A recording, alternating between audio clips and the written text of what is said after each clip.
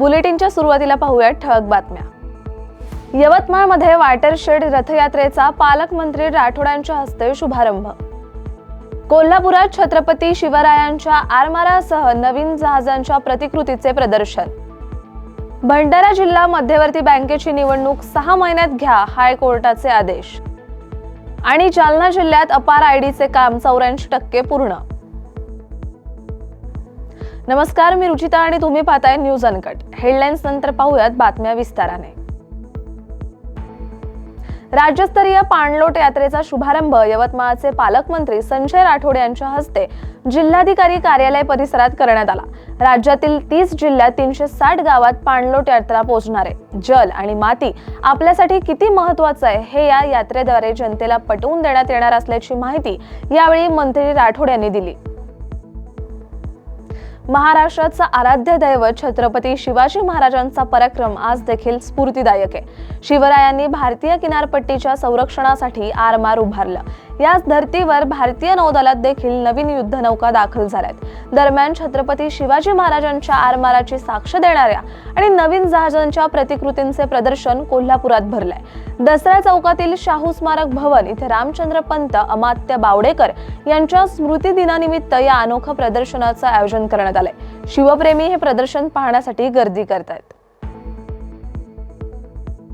दुर्बल घटकाच्या आरक्षणासाठी 9 वर्षापूर्वी दाखल केलेली भंडारा जिल्हा मध्यवर्ती सहकारी बँकेची याचिका आता निकाली निघाली आहे। 9 वर्षाच्या दीर्घ प्रतीक्षेनंतर मुंबई उच्च न्यायालयाने राज्य सरकारला बँकेच्या संचालक मंडळाची निवडणूक 6 महिन्यात घेण्याचा आदेश दिला असून बँकेत प्रशासकाची नेमणूक न करता विद्यमान संचालक मंडळ 6 महिन्यांच्या कालावधीत कार्यरत राहील असे निर्देश देण्यात आलेत। आणि सर्व लोकप्रतिनिधी यांच्या माध्यमातून आणि विशेष करून जिल्हा परिषद भंडाऱ्याचे आभारी आहोत की त्यांनी जास्तीत जास्त ठेवी भंडारा जिल्हा मध्यवर्ती बँकेला दिला। स्वनिधीतून, त्या कारणामुळे स्वनिधीतून आम्ही शेतकऱ्यांना पीक कर्ज उपलब्ध करून दिला आणि पीक कर्ज उपलब्ध करून देत असताना या ठिकाणी शेतकरी कुठेही पीक कर्जापासून वंचित राहू नये। राईस मिल धारकांना तसेच मळणी यंत्र असेल, ट्रॅक्टर असतील, ट्रक्स असतील, मोटरसायकली असतील, कार असेल, हे शेतकऱ्यांना या बँकेच्या माध्यमातून देण्याचं काम सुद्धा केलं। भंडारा जिल्हा हा धान उत्पादक शेतकऱ्यांचा जिल्हा असल्यामुळे धान खरेदीसाठी शेतकऱ्यांना वैयक्तिक कर्ज सुद्धा जिल्हा बँकेने उपलब्ध करून दिलं आणि विविध प्रकारच्या नाबार्डच्या अंतर्गत येणाऱ्या सुखसोयी शेतकऱ्यांना कशा मिळतील यासाठी आमचा प्रयत्न माझा आणि संचालक मंडळाचा सदैव राहिला आहे। त्यामुळे बँक उत्तरोत्तर प्रगती करत राहिली। जालना जिल्ह्यात अपार आयडीचं काम 84% पूर्ण झालंय। जिल्ह्यातील 1ली ते 12वीच्या एकूण 3,95,000 विद्यार्थ्यांपैकी 60,000 विद्यार्थ्यांचं अपार आयडी काढण्याचं काम अद्याप बाकी असल्याची माहिती जालन्याचे शिक्षणाधिकारी कैलास दातखीळ यांनी दिली आहे। नावातील चुका, जन्मतारखेतील चुका, जन्म प्रमाणपत्र उपलब्ध नसणे यासारख्या अडचणींमुळे अपार आयडी काढण्यासाठी वेळ लागत असल्याचं शिक्षणाधिकारी दातखीळ यांनी स्पष्ट केलंय। शासनाच्या सूचनेनुसार आपल्याला 1ली ते 12वीचे जे विद्यार्थी आहेत शिकणारे, त्या सर्व विद्यार्थ्यांचा अपार आयडी काढण्याबाबत शासनाकडून आपल्याला सूचना प्राप्त झालेल्या आहेत आणि या सूचनांच्या अनुषंगानं आम्ही सर्व क्षेत्रीय यंत्रणेला त्या पद्धतीनं आदेश दिलेले आहेत।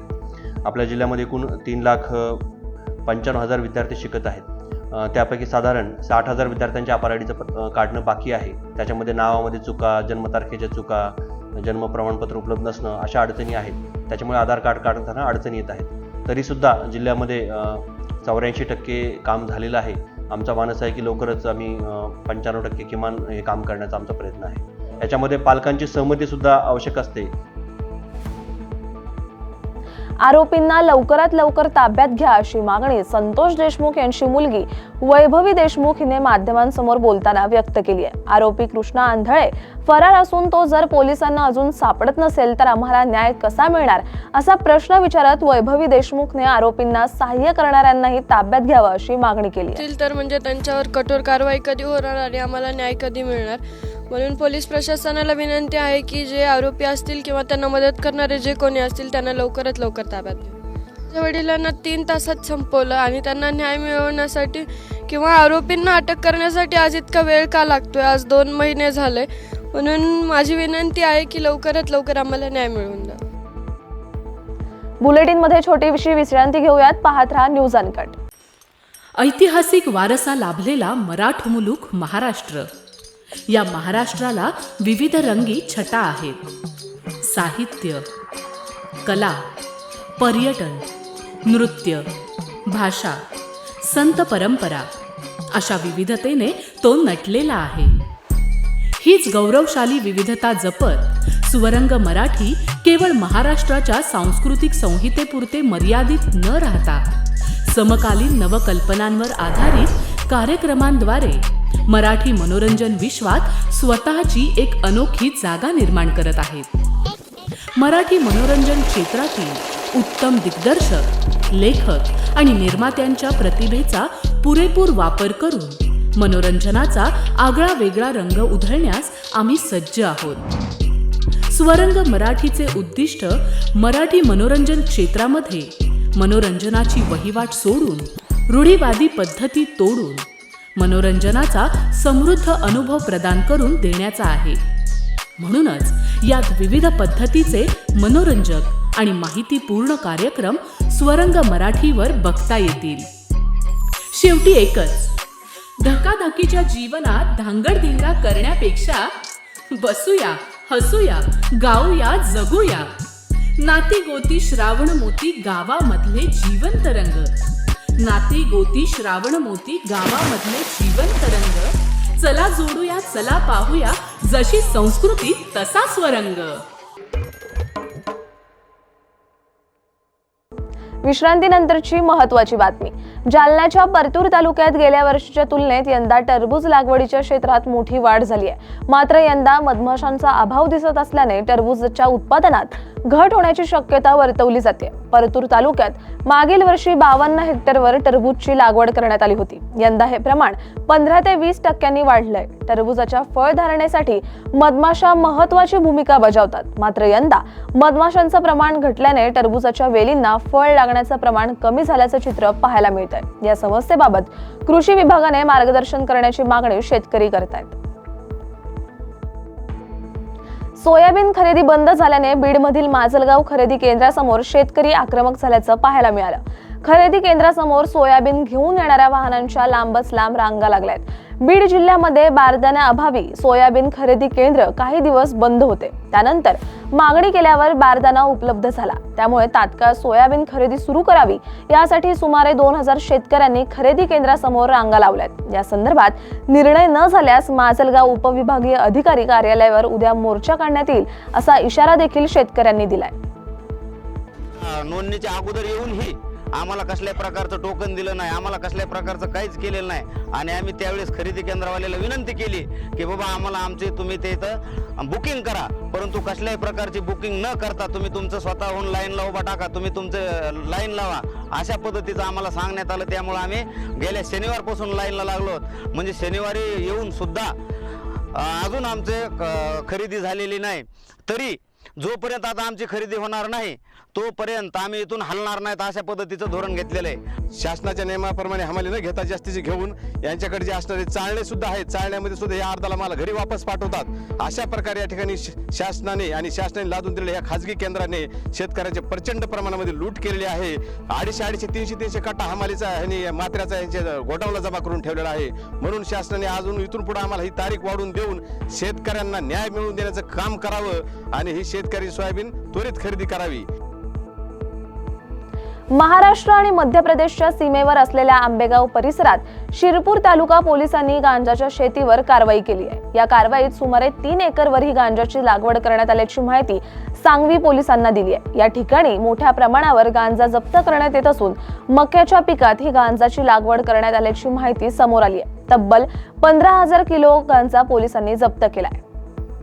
गांजा कारवाई केल्यानंतर हा सगळा मुद्देमाल अशा पद्धतीने ट्रॉलीत भरून आणि त्याच्यानंतर परत तराजू काट्यासमोर त्याचं वजन करून घेणार आहोत.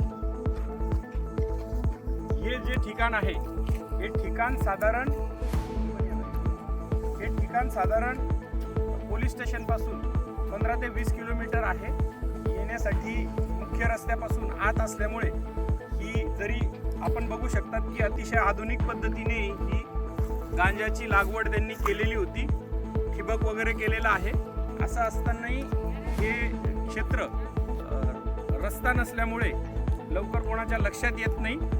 परंतु माननीय पोलीस अधीक्षक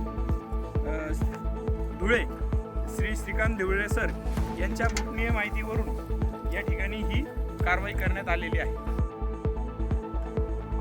जालन्याच्या अंबड आणि घनसावंगी तालुक्यातील गुन्हेगारी पार्श्वभूमी असलेल्या 9 जणांना हद्दपार करण्यात आले. या घटनेवर ओबीसी आंदोलक नवनाथ वाघमारे यांनी प्रतिक्रिया दिली असून ही कारवाई म्हणजे पोलीस प्रशासन, महसूल प्रशासनाला उशिरा सुचलेलं शहाणपण असल्याचं वाघमारे म्हणाले. मनोज जरांगे यांच्या मेहुण्यासह 9 जणांवर ही हद्दपारीची कारवाई प्रशासनाकडून करण्यात आली आहे. या विषयावर बोलताना वाघमारे यांनी मनोज जरांगे यांच्यावर हल्लाबोल केलाय. खरं तर पोलीस प्रशासन असेल किंवा महसूल प्रशासन असेल, यांना हे उशिरा सुचलेलं शहाणपण म्हणावं लागेल.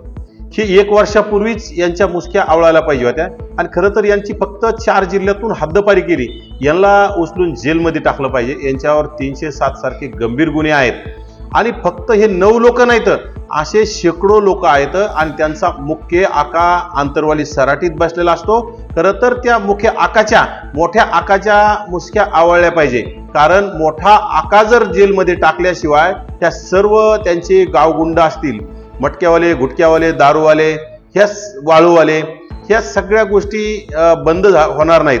आणि जोपर्यंत बंद होत नाहीत तोपर्यंत या राज्यामध्ये राज्य अस्थिर करण्याचं काम जरांगे नावाचा बालिश माणूस करत राहणार आहे. पुण्याच्या इंदापूर तालुक्यातील पौनवडीत दुचाकीचा भीषण अपघात झालाय. अकोले रोडवर भरधाव वेगात असलेल्या दुचाकीवरील चालकाचा ताबा सुटल्याने हा अपघात झाल्याची प्राथमिक माहिती समोर येत असून दुचाकी चालक जागीच ठार झाल्याचं भिगवण पोलिसांनी सांगितलंय. अजय शिंदे असं अपघातात मृत्युमुखी पडलेल्या दुचाकी चालकाचं नाव असून तो सोलापूर जिल्ह्यातील मोहोळ तालुक्यातील आहे. वेळ झाली आहे या बातमीसह या बातमीपत्रात इथेच थांबायची. पाहत राहा न्यूज अनकट.